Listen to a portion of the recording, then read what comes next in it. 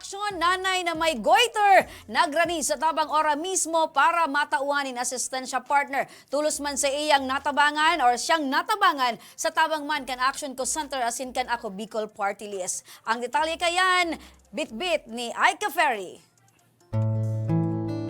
Hyperthyroidism o thyroid, isang kondisyon kung saan may tumutubong bukol sa bugon. Madalas na tinatamaan ng ganitong sakit ay ang mga babae at ang 64 na nanay ng Daraga Albay na si Nilda Lopez ay hindi nakaligtas sa ganitong uri ng sakit. Kita ang malaking bukol sa kanyang bugon na dahilan ng limitadong galaw sa loob ng bahay.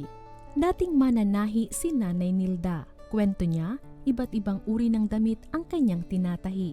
Ngunit dahil sa kanyang sakit ay napilitan siyang huminto. Sa ngayon, pansariling mga damit na lamang ang kanyang tinatahi.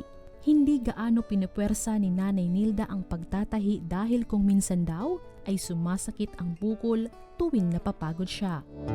Aloy na di, siguro mga 5 taon na di, lay na. Nagkuha niya, nagpraugot sa nanganay. No, kuha na, nagproduct ulit na. Hindi man, para sa nakon, masanit man rin gayad.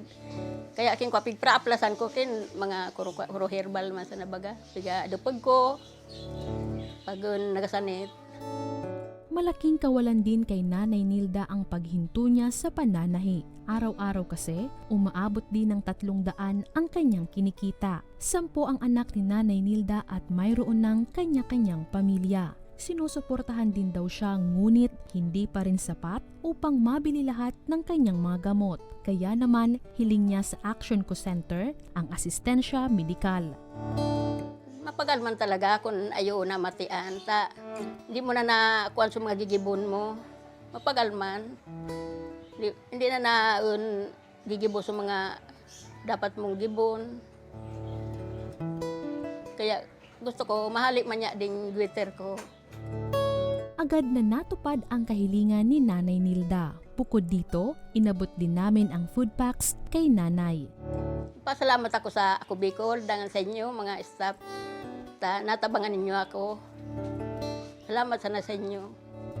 Isa sa binibigyang pansin ng programa ang mga ilaw ng tahanan na mabigyan ng tulong at pag-asa. Dahil naniniwala ang programa ng mga katulad ni Nanay Nilda ay mayroong napakahalagang ginagampanan sa isang pamilya.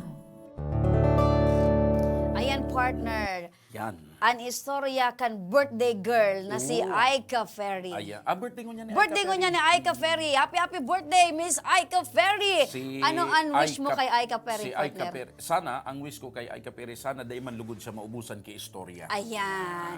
And pag may maray na istorya, dakulo na istorya sa Aika Ferry, partner, dakulan matatabangan. Yes. Ayan. Kaya Aram wish mo, me kay Aika good health and stay Aika- pretty and humble.